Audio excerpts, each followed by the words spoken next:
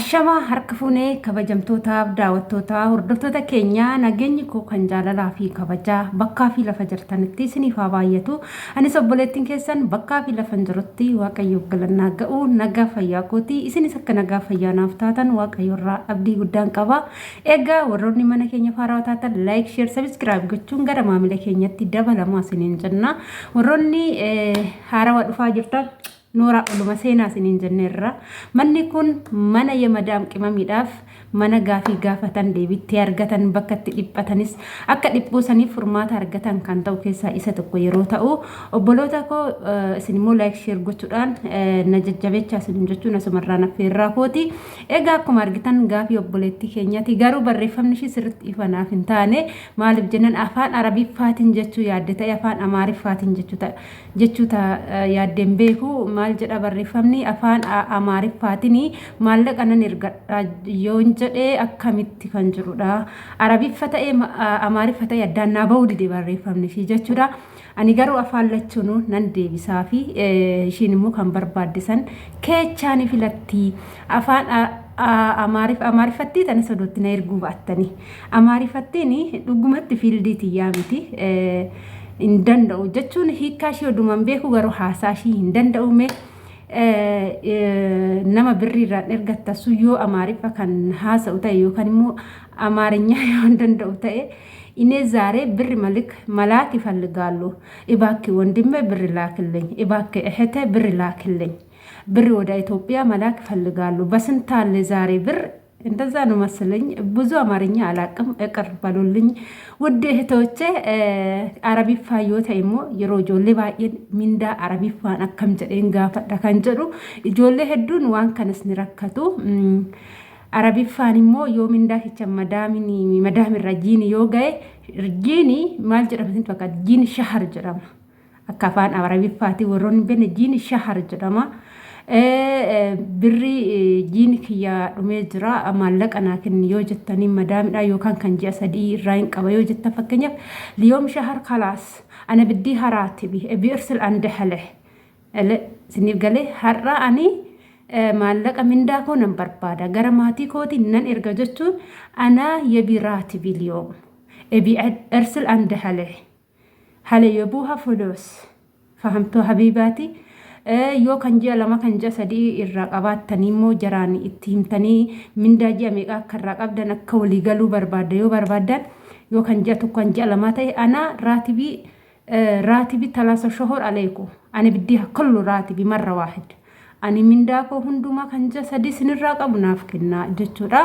Sinin jechuu jaaladha obboloota koo obboleettii koo afaan Amaariffaatti soo ta'e akkuma dura si hime sanii Arabiffaas kanuma ana bi'irsil raatib andahlee jettaanii raatib jechuun mindaadha bi'irsil jechuun erguufanii akkas halee jechuun olii galatti maatiidha jechuudha. Siniif galee halee jechuun maatiidha. Siniif galee haala kanaanidha.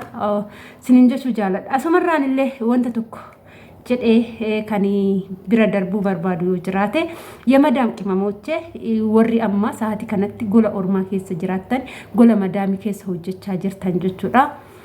Harkaa dhabni saree nama gootii harkaa qabni arjaa nama gootii jedha Oromoon. Kanaaf har'a gizee kushiina madaamii keessa jirtan gizee biiroo madaamii keessa jirtan fira baay'ee qabdu. Kanaaf namoota hedduus fira keessan garuu gaafa mallaqa harkaa dhabdan gaafa mooyyuu homaa harkaa dhabdan firaa miti tisiisa of biraa dhabdu. Tisiisnu sinitti hin dhuftu jechuudha gaafa homaa harkaa hin qabne. Kanaaf haga gola madaamii keessa jirtu haga gadi jetteetu hojjettu haga ajaja namaatiin bultu maal akka hojjechaa jirtu beeke. Eenyuuf akka hojjechaa jirtu beeke. Ati kan biyyaa baateef jireenya mataa kee jireenya dhuunfaa kee jijjiiruuf biyyaa baate jechuudha malee nama jijjiiruuf miti. Kanaafuu yeroo hojjettu san maal akka hojjechaa jirtu ilaalte maallaqa gizee fudhattu san immoo ji'a guututti bu'aa ba'ii meeqa keessa dabartee bu'aa ba'ii meeqa keessa carraattee akka iddoo kana geesse beekiti. Mataa gubbaa maallaqa keetii san amantaa qabduun irraa rabbii keetiif sadaqadhu mana amantaa kee galfadhu saniin booda kan qabdu sirritti qabadhu iddoo abjuu keetii ga'uuf tattaaffadhu jechuudha. Namni abjuu qabu namni kaayyoo qabu ni kaata malee ni taa'u.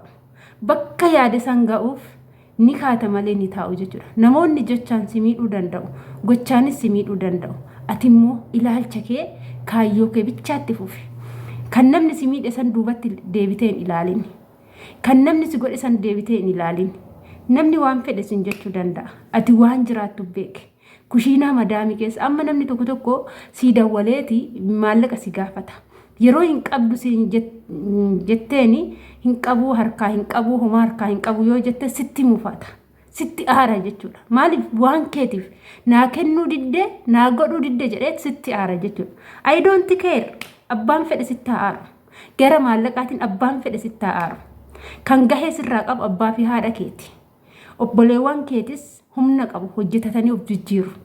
Biyya ormaa ta'anii obboleewwan ofii gargaaruu jechuun obboleewwan ofiitu gara kufaatitti erguu jechuudha. Kanaaf warroota humna qaban yoo dandeecha yaadan isaan jijjiire.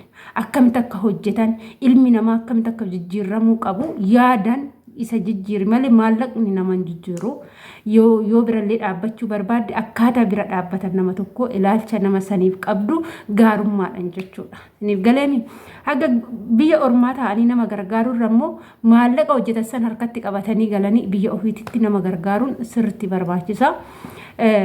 Sinin jechuu jaaladha hordoftoota koo. Kanaafuu jechuudha har'a gubattee dafqitee guyyaa tokko keessatti wanta ilmi namaa hojjetee hin oolle hojjennee oolle jechuudha. Garuu namoonni tokko tokko hojii mana keessaa maal ulfaata hin ulfaatu kan jedhantu jira. Hojiin mana keessaa baay'ee ulfaata. Hojiin mana keessaa baay'ee nama miidha. Hojiin mana keessaa kan biyya Arabaa baay'ee nama miidha. Kan biyya Arabaatii miti hojiin mana keessaa kan dubartiin mul'atu. Kan Itoophiyaa keessattuu sirriitti nama miidha jechuudha. Kanaaf har'a gadi jennee kan hojjenne kana borummoo bu'aarra oolchuu qabna. Borummoo eenyummaa keenya agarsiisuu qabna. Immoo waan tokko beekuu qabdu. Maallaqni yoo karooran hin deemin, yoo kaayyoo hin qabaatin, maallaqa guddaa qabaatte biyya galteefis of jijjiiruu hin dandeessu. Akkamitti akka maallaqa sanitti fayyadamuu qabdu.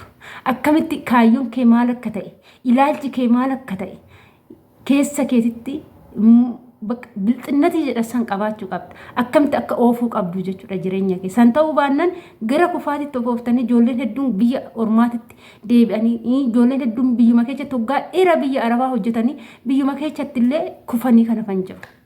Galee abbaan manaa tokkos kan dubartii takka yoo fuudhutti siqee fuudhee gaafa maallaqni sun dhume immoo ilaalcha biraa kan itti fidu jira. Wantoota akkasii san hin fudhatina. Dhugaan sinitti maane. Akkasii hordoftoota kiyyaa. Kanaafuu kaayyoo qabaachuun maaliif akka hojjechaa jirru beekuun immoo dirqama nu barbaachisa sinin jechuu jaaladha. Viidiyoo har'a ammoo sumarraa nan goolabaa turtii na wajjin gootaniif ulfaadhaa galatoomaa sinin jecha hanga viidiyoo biraatiin walitti deemti turtii gaarii siniif haa ta'u. Baay baay.